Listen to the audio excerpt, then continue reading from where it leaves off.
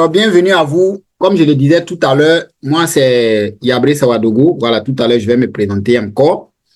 Mais on va commencer.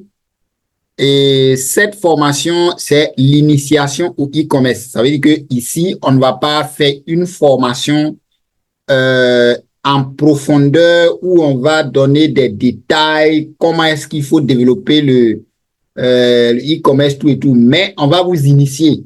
Mais avec cette formation, tous ceux qui vont suivre, qui vont bien écouter, qui vont prendre note, seront capables de pouvoir déjà commander leurs marchandises, leurs articles en Chine et faire venir chez eux et commercialiser. Voilà.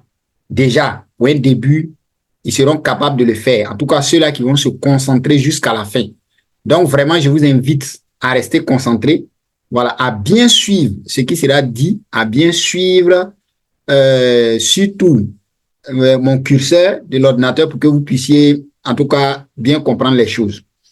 Et comme on le voit ici, on dit cette présentation explore les aspects clés du e-commerce, de ses tendances actuelles et aux conseils pour réussir dans ce domaine dynamique. Donc, nous allons explorer les aspects du e-commerce, voilà, et on va donner des détails, un peu des détails sur les tendances et quelques conseils, et nous allons voir ce qui est la clé même de cette formation, c'est que nous allons voir comment commander nos articles sur Alibaba sans se faire arnaquer.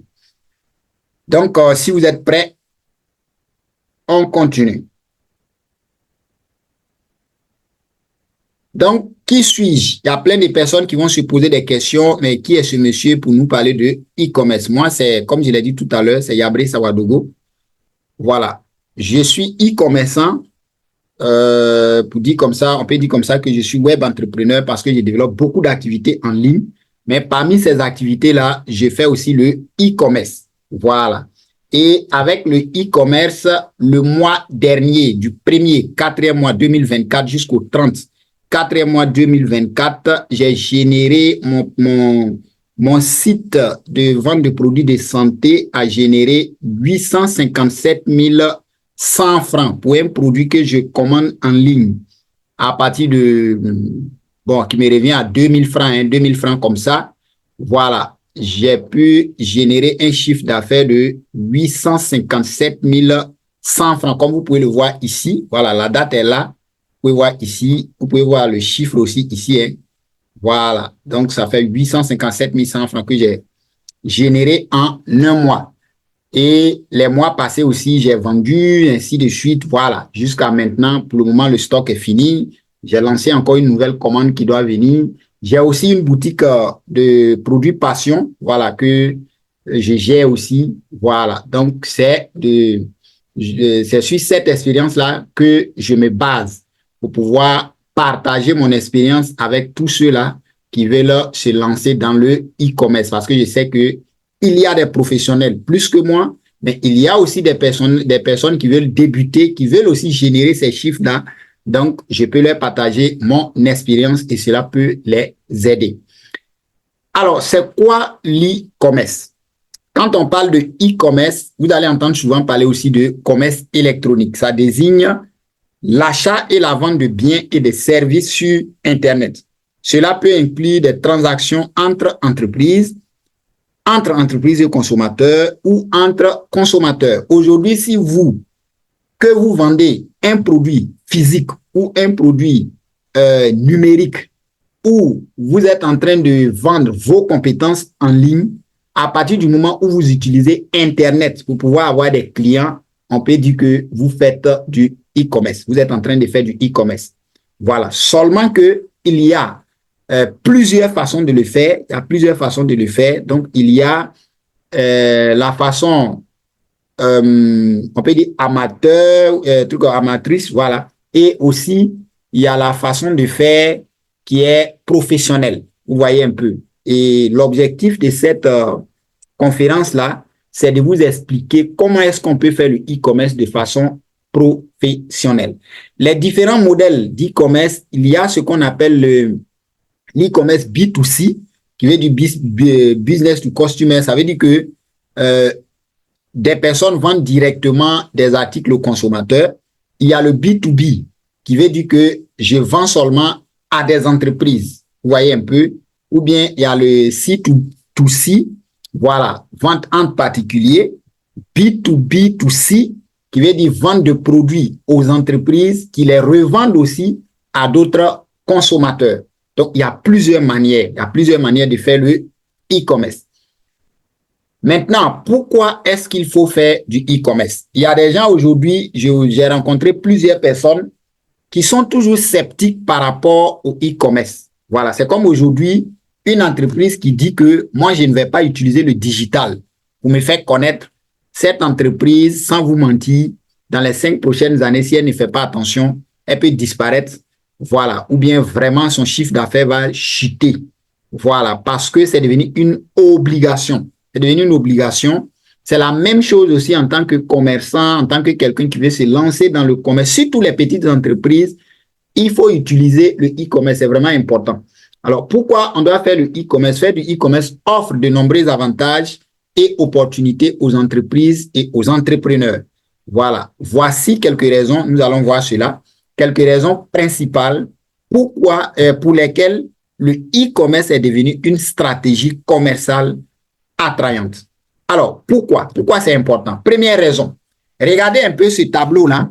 Voilà. Il y a des entreprises comme ça qui font des analyses, qui analysent les statistiques, qui donnent les statistiques sur l'utilisation d'Internet par an. Est-ce que vous voyez? Et parmi ces entreprises-là, nous avons We Are Social qui a fait le statistique.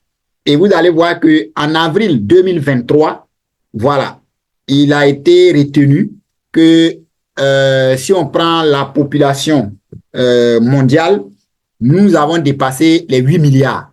Voilà, les 8 milliards d'habitants, c'est-à-dire 8,3 milliards d'habitants, et 57,2% de cette population-là vivent, comment on appelle, en milieu urbain.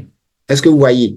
Et ceux qui utilisent, qui ont accès à un téléphone, voilà, à un téléphone mobile, il y a plus de 5,48 milliards de personnes, soit 68% de la population, que ce soit ceux qui vivent en milieu urbain ou en milieu rural. Il y a plus de 68% de la population qui utilise au moins un téléphone. Et ceux-là qui ont accès à Internet, il y a plus de 5 milliards, c'est-à-dire 5,18 milliards d'habitants utilisent Internet, soit 64,6% de la population. Maintenant, ceux qui sont connectés sur les réseaux sociaux, il y a plus de 4 milliards de personnes connectées. Voilà, environ 59,9% de la population. Donc, si on analyse tout cela, voilà, si on analyse tout cela, c'est comme si on disait que la moitié, voilà, c'est comme si on disait que la moitié de la population aujourd'hui, voilà, plus que la moitié même de la population aujourd'hui, utilise Internet et sont pratiquement sur les réseaux sociaux. Alors, quand je fais du commerce, quand moi je fais du commerce, où est-ce que je vais aller exposer mes produits ou bien mes services? Mais c'est là où il y a la population, soit dans les marchés, soit à un carrefour qui est vraiment animé, ainsi de suite. Est-ce que vous voyez un peu? Et donc, si la population, qu'on appelle plus de 50% de la population est sur Internet, cela signifie que si je vais aussi exposer mes articles en ligne, ça veut dire que je suis sûr d'avoir aussi des clients. Donc, imaginez-vous que j'ai 10 clients par jour de façon, comment on appelle, physique. Voilà. C'est-à-dire en présentiel, j'ai des clients, mais aussi en ligne, j'ai 10 clients. Vous voyez que ça me fait 20 clients par jour. Donc, avec Internet, on peut doubler, voire même tripler son chiffre d'affaires. Donc, ça, c'est la première raison pour laquelle, en tout cas, moi, je conseillerais à tous les entrepreneurs, tous ceux qui veulent se lancer dans l'entrepreneuriat, de vraiment utiliser Internet, surtout ceux qui veulent faire le commerce, d'utiliser le e-commerce. Deuxièmement, pourquoi faire du e-commerce? Faire du e-commerce offre de nombreux avantages et opportunités aux entreprises et aux entrepreneurs. Excusez-moi, je suis venu un peu en arrière. Voilà, donc, autre avantage, nous avons quoi? L'e-commerce vous permet de toucher un public plus large, ce qui, sans aucun doute, augmentera votre chiffre d'affaires. Aujourd'hui, si j'ai un magasin à Abidjan, peut-être que ce sont les personnes qui sont dans mon quartier ou bien les personnes qui sont dans ma commune qui savent où je suis. Est-ce que vous voyez? Ou bien peut-être ceux-là qui sont à Abidjan. Mais et ceux qui sont à l'extérieur et ceux qui sont dans d'autres pays, est-ce que ces personnes-là vont me découvrir? Je ne pense pas. Mais aujourd'hui, si j'utilise Internet, c'est évident que plusieurs personnes vont me découvrir et je peux agrandir, augmenter mon chiffre d'affaires. L'e-commerce réduit les coûts liés au magasin physique. Moi, particulièrement, je n'ai pas de magasin. J'ai pas de magasin. Tous mes articles sont stockés chez moi à la maison et je lance. J'ai des articles même que je commercialise qui ne sont même pas stockés chez moi. Voilà.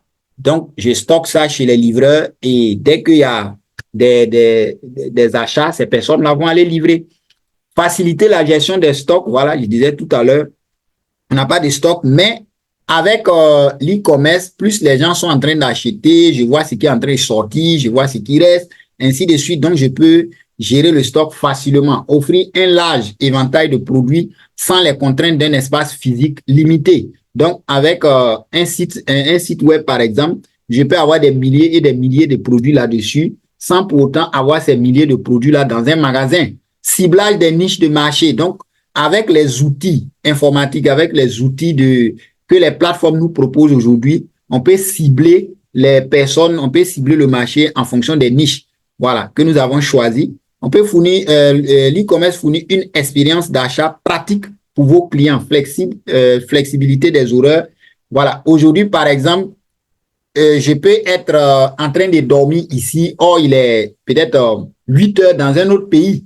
Donc, si je fais du e-commerce et que je vends dans ce pays-là, vous allez voir qu'au moment où je suis en train de dormir, des gens aussi sont en train de valider des achats et je me lève matin, je trouve que j'ai beaucoup d'achats. Est-ce que vous voyez? Donc, vraiment, c'est avantageux. Comme autre avantage encore, en e-commerce, vous allez pouvoir recueillir des informations sur le comportement des clients pour des analyses marketing et une personnalisation accrue. Aujourd'hui, avec, par exemple, le pixel Facebook, par exemple, comment on appelle, les outils que les plateformes nous proposent, on peut recueillir des informations sur les clients, faire des analyses et puis voir peut-être qu'il n'a pas aimé ce produit, mais vu son comportement, il peut aimer tel produit ou bien quand le jour je vais lancer tel produit, je vais le cibler et la personne va venir acheter. Donc, tout ça, c'est possible avec les plateformes. Personnaliser les recommandations de produits en fonction des préférences des clients, ce que j'expliquais tout à l'heure, intégrer des diverses méthodes de paiement en ligne, offrant plus de flexibilité aux clients. Bon, ici, c'est un peu, en Afrique, c'est un peu compliqué pour les moyens de paiement, c'est un peu difficile, mais néanmoins, il y a des personnes qui réussissent à le faire et donc ça nous permet d'intégrer plus diverses méthodes de paiement et on est tranquille, quoi. Donc, avoir des systèmes automatisés qui facilitent la gestion des stocks et évitent les ruptures de stock, je l'ai dit tout à l'heure, faire le suivi des commandes et la communication avec les clients. Aujourd'hui, on peut utiliser l'email marketing, l'SMS marketing, le WhatsApp marketing et autres pour pouvoir échanger, communiquer avec les clients et les emmener à faire d'autres achats encore sur notre boutique ou bien les fidéliser. Est-ce que vous voyez un peu? Et souvent même, ces personnes-là vont devenir nos ambassadeurs dans d'autres pays ou bien dans d'autres régions. Donc, il y a plein d'avantages à faire le e-commerce. Seulement qu'il y a des défis. Voilà, comme toute activité, il y a des contraintes. Donc, les défis du e-commerce, c'est quoi? C'est qu'il y a la concurrence féroce. Et là, c'est partout. Même dans le commerce traditionnel, il y a la concurrence. Donc, voilà pourquoi il faut se former pour avoir des stratégies, voilà, qui marchent. Est-ce que vous voyez un peu? Il y a problème de logistique, logistique complexe, gestion de la rupture en ligne, conformité réglementaire. Aujourd'hui, il y a des pays, quand tu veux créer une boutique en ligne, par exemple, il y a en tout cas, des réglementations qu'il faut vraiment respecter. l'évolutivité et performance du site. Voilà, parce que le e-commerce est en pleine croissance et en pleine évolution, donc il y a toujours des mises à jour, donc il faut s'adapter, dépendance à la technologie, voilà, dépendant des technologies, donc il faut toujours se former pour maîtriser les nouvelles technologies, l'innovation continue, tout ça ce sont des défis, mais reste quand même un système qui est vraiment avantageux si nous avons des stratégies, si nous maîtrisons les bonnes techniques pour pouvoir vraiment se lancer. Alors, comment faire du e-commerce? Beaucoup de personnes veulent se lancer dans le e-commerce. Moi, il y a des personnes qui me contactent. Ah, coach, vraiment, je vais me lancer dans le e-commerce. Voilà, voilà, voilà. Quand tu essaies de leur expliquer, il y a certains qui pensaient autrement. Et quand tu leur expliques, ils trouvent que ce n'est pas la même chose que ce qu'ils pensaient. Vous voyez un peu. Donc, aujourd'hui, il y a une manière de faire. Et quand les gens le font, ils pensent qu'ils sont en train de faire l'e-commerce et souvent même, ils n'arrivent pas à faire des ventes. Donc, ils commencent à blâmer. Non, moi, on m'a dit que le e-commerce est bien, mais depuis là même, je me suis lancé, je ne vois rien. Non, il y a des stratégies qui marchent et il y a des stratégies qui ne marchent pas. Est-ce que vous voyez? Donc, se lancer dans le e-commerce peut être une entreprise passionnante, mais cela nécessite une planification minutieuse et une exécution stratégique. Vous voyez, ça demande une planification minutieuse et une exécution stratégique. Maintenant, la stratégie utilisée par la majorité, en tout cas la plupart des personnes qui me contactent, c'est cette stratégie-là que plusieurs personnes utilisent et même moi, je suis passé par là. Voilà. Qu'est-ce que les gens font? Quand on veut se lancer dans le e-commerce, on se dit, bon, je vais trouver des produits que je vais vendre. Voilà, je vais trouver les produits ou bien des services, voilà, que je vais commercialiser. Et dès que j'ai ces produits-là, qu'est-ce que je fais? Je m'avais créé peut-être un compte Facebook ou bien une page, un Facebook, Instagram, un truc comme ça. Et je vais commencer à faire des publications. Je commence à publier, à plaquer. Il y en a qui vont utiliser Facebook Marketplace, commencer à publier les articles. Bon, il y en a qui arrivent à faire quelques ventes. Est-ce que vous voyez? Ceux qui veulent aller un peu loin vont se former pour savoir comment booster les publicités, les publications et autres. Donc, ils vont toucher un certain nombre de personnes, ils vont réaliser quelques ventes. Mais après, bon, c'est comme si ce qu'ils dépensent, ce qu'ils gagnent, c'est en même temps ce qu'ils dépensent. Donc, du coup, il y a des personnes, à un moment donné, laissent tomber. Est-ce que vous voyez un peu? Et là, ce qui est chiant, c'est que quand les personnes vont te contacter, imaginez-vous que vous lancez une publicité et que 1000 personnes décident de te contacter la même journée sur WhatsApp ou bien sur Messenger, parce que la plupart de ces personnes redirigent les gens soit sur les applications de messagerie, soit WhatsApp, Messenger et autres. Donc, imaginez-vous, vous allez échanger avec ces personnes-là durant toute la journée. Moi, je n'appelle pas ça du e-commerce parce que tu n'auras même pas le temps. Tu dépends de ton entreprise, tu n'auras même pas, en tout cas, tu n'auras pas une liberté. Donc, c'est ce que les gens font. Voilà. Je ne dis pas que ce n'est pas bien, voilà, parce que ça peut vous permettre d'avoir quelques clients, mais sachez que cette stratégie-là ne fonctionne pas à 100%. Voilà. Maintenant, quelle est la stratégie que les professionnels utilisent? C'est ce que moi j'ai nommé ici la stratégie gagnante. Et ce que je vais dire, vous-même, vous pouvez analyser, vous allez voir que les grosses entreprises, les grosses boîtes, telles que, pas pour faire la publicité, mais vous allez voir les entreprises comme Amazon, comme Alibaba, en Côte d'Ivoire, ici on parle de Jumia, vous allez entendre plusieurs entreprises aujourd'hui utilisent ce système. Voilà. Donc, qu'est-ce que ces personnes-là font? D'abord, même pour se lancer, elles vont faire ce qu'on appelle ils vont choisir une niche. Voilà. Voilà. Ils ne se lancent pas comme ça dans l'e-commerce. Non. Moi, je veux vendre. Mais quelle est la niche ou bien quelles sont les niches dans lesquelles je vais me lancer? Est-ce que je vais me lancer dans la mode? Est-ce que je vais me lancer dans la santé? Est-ce que je vais me lancer dans, je ne sais pas, dans les produits numériques? Voilà, il faut d'abord définir votre niche de marché. J'ai défini ma niche de marché, je vais effectuer une étude de marché. Puisqu'il y a des gens déjà sur le terrain qui utilisent déjà, qui sont déjà dans ces niches-là, qui font aussi de l'e-commerce. Maintenant, moi, je vais aller faire l'analyse du marché pour voir ces personnes-là, quels sont leurs points forts, quels sont leurs points faibles. Et moi, quand je vais venir me lancer, quelle est la stratégie que moi je vais utiliser pour pouvoir aussi avoir une part du marché.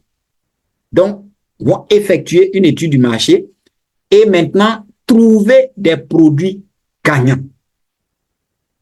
On ne vend pas tout sur Internet. On vend des produits gagnants.